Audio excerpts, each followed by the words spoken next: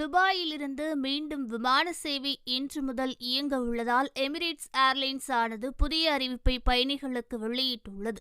துபாய்க்கு செல்லும் மற்றும் அங்கிருந்து புறப்படும் அனைத்து விமானங்களும் மறு அறிவிப்பு வரும் வரை நிறுத்தி வைக்கப்பட்டுள்ளதாக துபாயை மையமாக கொண்டு இயங்கும் எமிரேட்ஸ் விமானம் முன்னதாக அறிவித்த நிலையில் தற்போது மீண்டும் விமான சேவைகள் தொடங்கப்படுவதாக மற்றொரு அறிவிப்பை வெளியிட்டுள்ளது.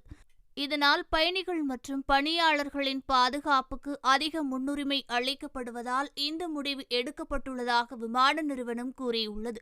அதேபோல் பிப்ரவரி 28 முதல் மார்ச் 1 வரை பயணிக்க முன்பதிவு செய்த வாடிக்கையாளர்கள் என்ன செய்ய வேண்டும் என்பதையும் விமான நிறுவனம் கூறியுள்ளது.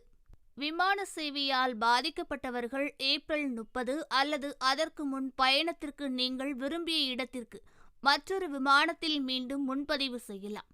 நீங்கள் ஒரு பயண முகவரிடம் உங்கள் விமானத்தை முன்பதிவு செய்திருந்தால் நீங்கள் அவர்களை தொடர்பு கொள்ள வேண்டும்.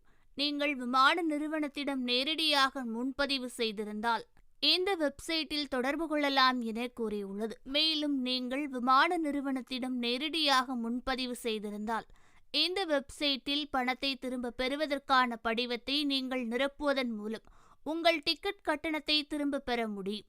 நீங்கள் ஒரு பயண முகவரிடம் உங்கள் விமான முன்பதிவுகளை செய்திருந்தால் தயவு செய்து அவர்களை தொடர்பு கொள்ளலாம் என விமான நிறுவனம் கூறியுள்ளது. மேலும் புதுப்பிப்புகளை பெற இந்த வெப்சைட்டை பார்வையிடுவதன் மூலம் வாடிக்கையாளர்கள் தங்கள் தொடர்பு விவரங்களை சரியாக இருப்பதை உறுதி செய்யலாம் என விமான நிறுவனம் கூறியுள்ளது.